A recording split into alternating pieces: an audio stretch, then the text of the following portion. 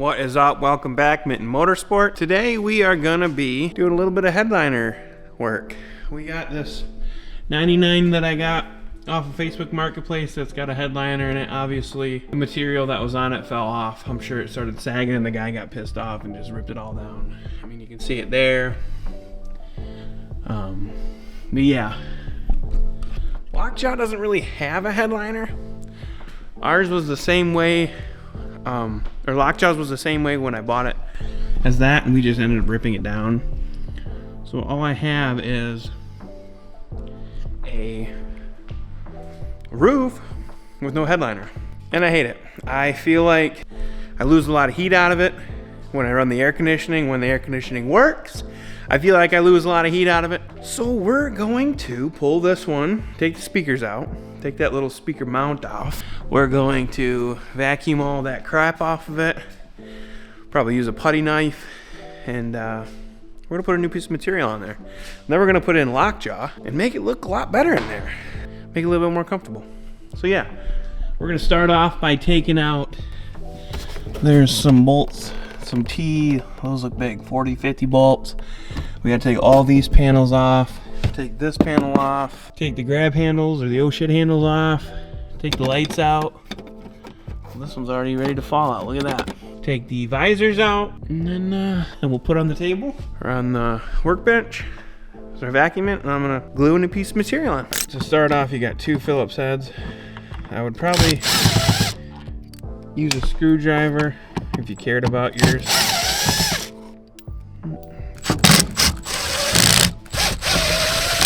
Plug. There she goes.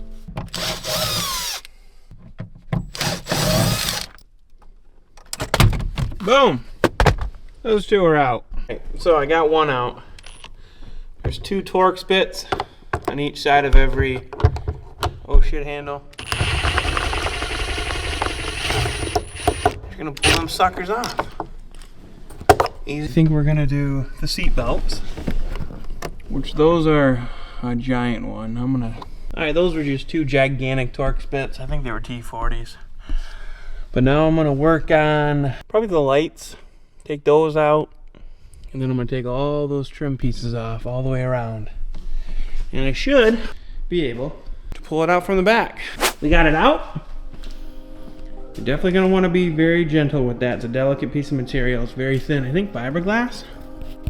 Now all we gotta do is putty knife all this off, vacuum it till it's hopefully down to that, and then glue on a new piece of material. It took me like, I don't know, maybe 25 minutes, 30 minutes. So it's not really too hard of a job. It'd be a lot easier if you had two people, but yeah, I got it done. It's all good, easy.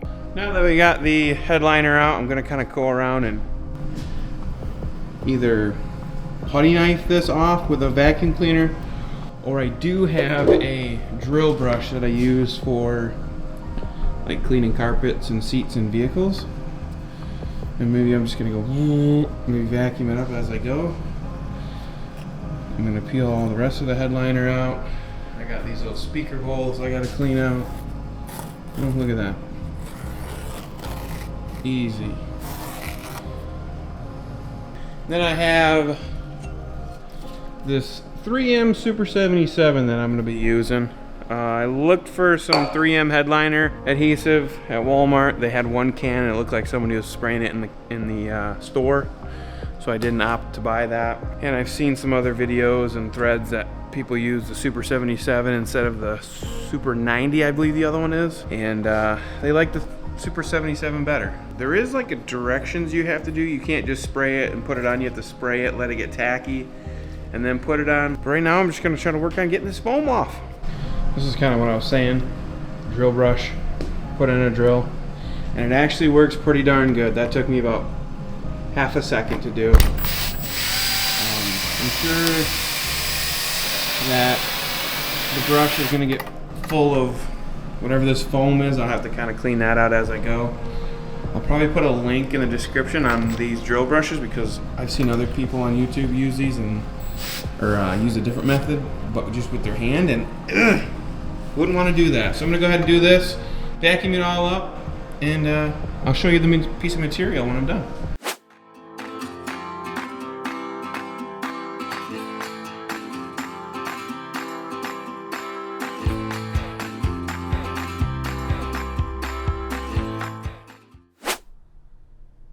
Look at that. I tell you what, if you're doing this project, I highly, highly recommend a drill brush. They come in like a pack of 3. One's white, one's yellow, one's red. Red's the stiffest, yellow's kind of the middle, and then white's the softest bristle. But I think I got maybe 15 minutes in this. I mean, it's not perfect right now. I'm gonna go back through it and like take a hand brush and get into some spots that I couldn't really get into that well with the drill brush. But overall, this was pretty dang easy. I would also wear a mask. I started doing it and started to smell the foam, and I was like, it's probably not a good idea to breathe this crap. But yeah, turned out good so far. It's very rough. It's like whatever this fiberglass material is very rough, which I think is amazing for adhesion. So this is the material I decided to use. It's like a fleecy blanket type deal. Kind of cool. It's got like mountains, trees, river. I feel like it's very Jeepy, right? Wish there was a little bit more green in it, but it is what it is. And then here we got the piece that I cleaned all that foam off of.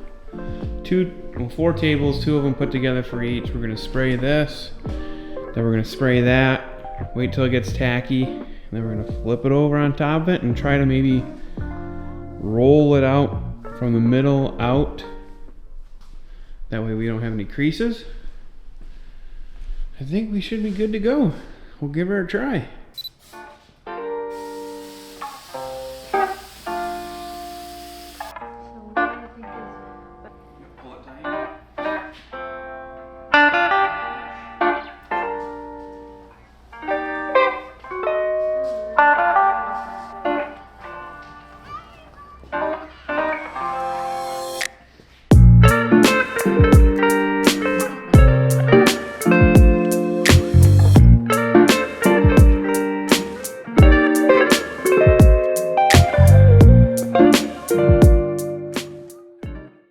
Boom.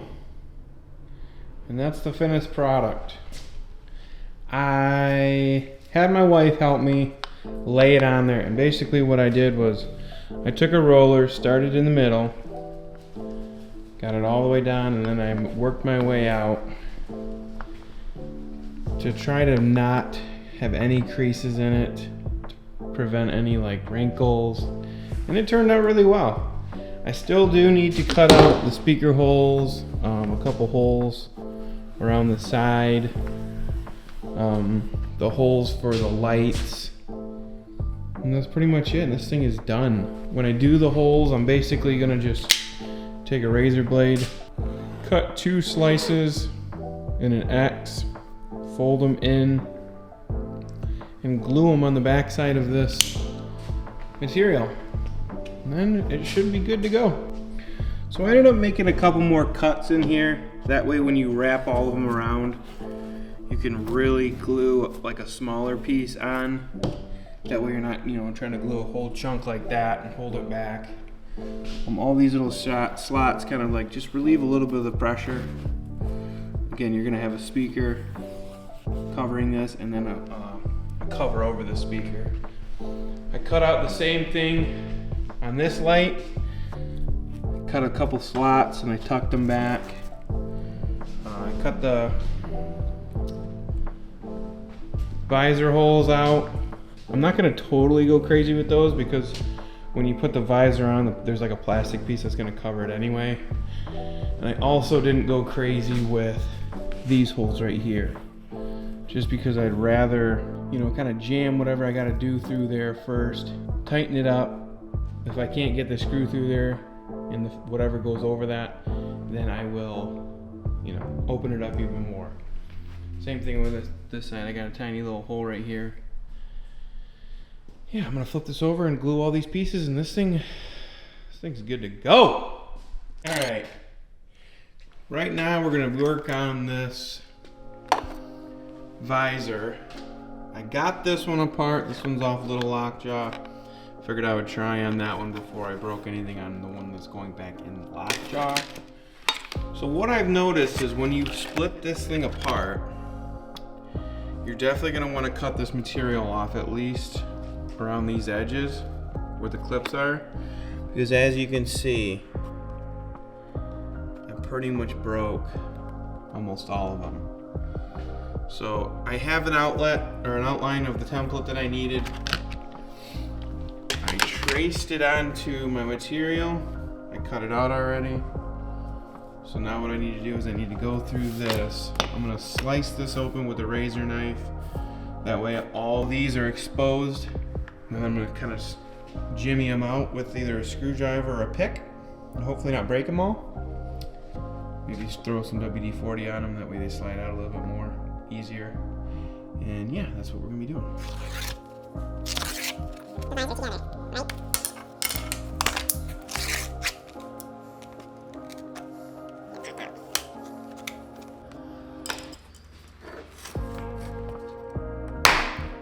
I broke it. Broke one. Broke one. There we go. Alright, now that you got your piece that you cut out of your other piece of fabric that you took off your visor, you're gonna lay that out. Then you're gonna take your visor and set it on here just like such as.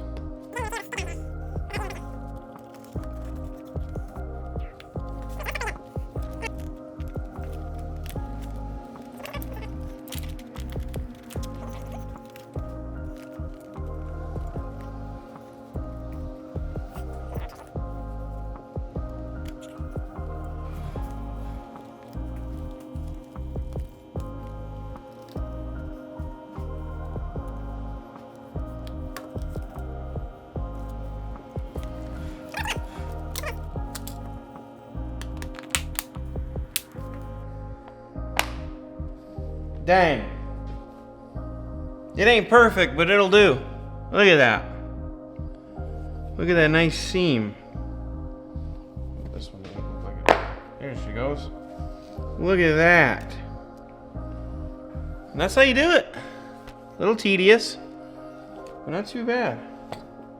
All right, so we got the headliner in. It looks freaking sweet. Not sure if you can see this real good on the camera.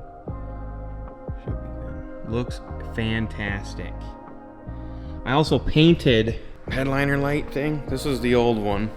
This is what the color of the old one was. That's the new one. So you can't really tell that well on camera, but I painted it like it's a Ford color. It's like that Ford interior charcoal gray. Had some left over from a project a long time ago. But I got the visors in, headliner. I got new speakers. Well, not new speakers, just the speakers from Little Lockjaw. But I got this guy in. I got those painted in. I mean, it turned out, to be honest with you, excellent. I would say like a 9.8 out of 10. I don't know how, when I put it back in, I didn't like mess it up at all. Because I thought for sure doing it myself, I would, you know, nick it or stretch it too far. But it turned out so freaking good. I'm pumped about this. Didn't really do like, I didn't really make a video on how to put it back in. It's kind of easy. This piece above the back's got to come out. These got to come off. All your trim up top comes off. Everything is either Phillips head screws or Torx bits on the handles. Those pop out easy. Obviously your lights, front and rear, your speakers. There is like a plastic speaker like box behind this. You got to make sure you pull out and put back in. And then you have some big Torx bolts up there for the seat belts. So yeah, I didn't really make a video putting it back in. I had the camera set up on the tripod, but it was so big and I was in and out of the car so much, there was really no good place to put it. So sorry about that. Visors are in. It all freaking looks good, man. Look at this. That looks like a freaking factory visor. And you know what? I got lucky. The mountain, you look at it kind of like this way. And I did the visors without thinking about which way the trees are going to be on the visors, and thank God that they all three matched up the same, because that would have probably drove me freaking nuts if it was backwards, you know. But yeah, this thing's looking so sick. I'm excited about it. Everything works. The speakers sound, I mean, they don't sound great, I'll be honest, but they sound better than what it was. Not a whole lot of bass. I don't think they had a lot of bass back in 1998, but yeah, that's about it. Thanks for watching, and we'll see you on the next one.